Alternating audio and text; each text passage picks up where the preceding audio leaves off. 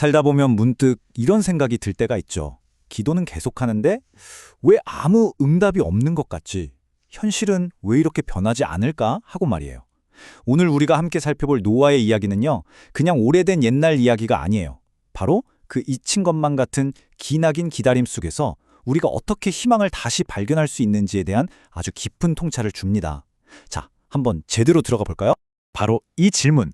어쩌면 우리 모두 마음속 깊은 곳에 한 번쯤은 다 품어봤을 바로 그 질문에서 오늘 이야기를 시작해 보려고 합니다. 이 질문이야말로 노아가 겪었던 그 기나긴 신묵의 시간을 꿰뚫는 가장 핵심적인 감정이라고 할 수 있겠죠. 노아가 방주 안에 갇혀 있었던 시간입니다. 한번 상상해 보세요. 자그마치 1년이 넘는 시간 동안 세상과 완전히 단절된 채 그 좁은 공간에서 그저 기다려야만 했다는 걸요. 이 엄청난 시간의 무게를 느껴보는 것, 여기서부터가 오늘 이야기의 진짜 시작입니다. 자, 첫 번째 부분에서는요, 방주에 갇힌 노아의 시점에 한번 집중해 볼게요. 홍수는 이제 잦아들었는데 여전히 앞으로 나아갈 길은 전혀 보이지 않는 그런 막막한 상황입니다. 아, 정말 답답한 상황 아니겠어요? 세상의 큰 위기는 이제 끝난 것처럼 보이는데 정작 내 상황은 아무것도 변한 거 없는 거죠. 바로 이런 순간이 희망을 잃기 가장 쉬운 때일 겁니다. 모든 것이 그냥 멈춰버린 듯한 절망의 한가운데였죠. 그런데 바로 그 순간 성경에 이 한 문장이 딱 등장합니다. 이 짧지만 강력한 한마디가요, 이야기 전체의 분위기를 완전히 뒤바꾸는 전환점이자 그 안에 숨겨진 깊은 의미를 풀어내는 열쇠가 됩니다. 이야, 여기서부터가 진짜 흥미로워져요. 자, 이제 오늘의 핵심입니다. 여기서 하나님이 노아를 기억했다는 말이요, 우리가 평소에 쓰는 그거 기억나 하는 그런 단어랑은 전혀 다른 훨씬 더 깊고 엄청난 의미를 가지고 있거든요. 한번 파헤쳐보죠. 성경 원문에 쓰인 히브리어 단어가 자카르인데요. 이게 우리가 생각하는 기억과는 개념이 좀 달라요. 하나님이 깜빡 잊고 있다가 맞다, 노아가 있었지 하고 떠올리는 게 아니고요. 내가 했던 약속을 이제 이행하겠다는 강력한 행동의 시작을 알리는 선언 같은 겁니다. 이 둘의 차이를 보면 확 와닿으실 거예요. 우리의 기억은 보통 수동적이잖아요. 그냥 과거의 일을 떠올리는 거죠. 하지만 성경에서 말하는 하나님의 기억, 이 자카르는요, 언약에 기초한 아주 능동적인 행동입니다. 약속을 지키기 위한 구체적인 움직임, 바로 그거죠. 그래서 성경은 물이 줄어들고 비가 그친 게 그냥 어쩌다 보니 일어난 자연현상이 아니라고 딱 짚어서 말해주는 거예요. 하나님이 바람을 불게 하셨고 기품의 샘과 하늘의 창을 닫으셨기 때문이라고 기록하죠. 그러니까 이 모든 변화는 하나님의 약속에 따른 의도적인 행동이었다는 겁니다. 그렇다면 하나님이 이렇게 약속을 지키기 위해 움직이고 계시다는 걸 믿었던 노아는 과연 어떻게 반응했을까요?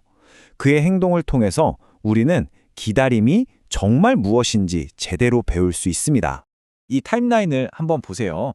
노아의 기다림이 그냥 막연한 게 아니라 얼마나 체계적이고 인내심 깊었는지 알 수 있죠. 조급하게 굴지 않고 7일이라는 시간을 반복해서 기다리면서 아주 신중하게 상황을 살핍니다. 자, 이제 노아는 자기 눈으로 똑똑히 확인했습니다. 땅이 말랐다는 걸요. 상식적으로 생각하면 이제 방주에서 당장 나가야 할 때가 된 거죠. 하지만 노아는 움직이지 않았습니다. 바로 이 지점이 이 이야기의 클라이맥스예요. 그는 자신의 눈에 보이는 상황이나 자신의 판단보다 하나님의 약속과 그분의 말씀을 더 신뢰했다는 겁니다. 그의 믿음은 감각이 아니라 말씀 위에 굳건히 서 있었던 거죠. 마침내 드디어 방주에서 나왔습니다. 그가 이 새로운 세상에서 내디딘 첫걸음은 과연 무엇이었을까요? 그의 첫 번째 행동은 그의 우선순위와 감사가 어디를 향해 있었는지를 아주 명확하게 보여줍니다. 이거 정말 놀랍지 않나요? 1년 넘게 갇혀 있다가 나왔는데 당장 살기 위해 집을 짓거나 먹을 것을 찾아다니지 않았어요. 그의 첫 번째 행동은 바로 하나님께 제단을 쌓는 것, 즉 예배였습니다. 이 문장이 노아의 행동을 완벽하게 설명해 주는 것 같아요.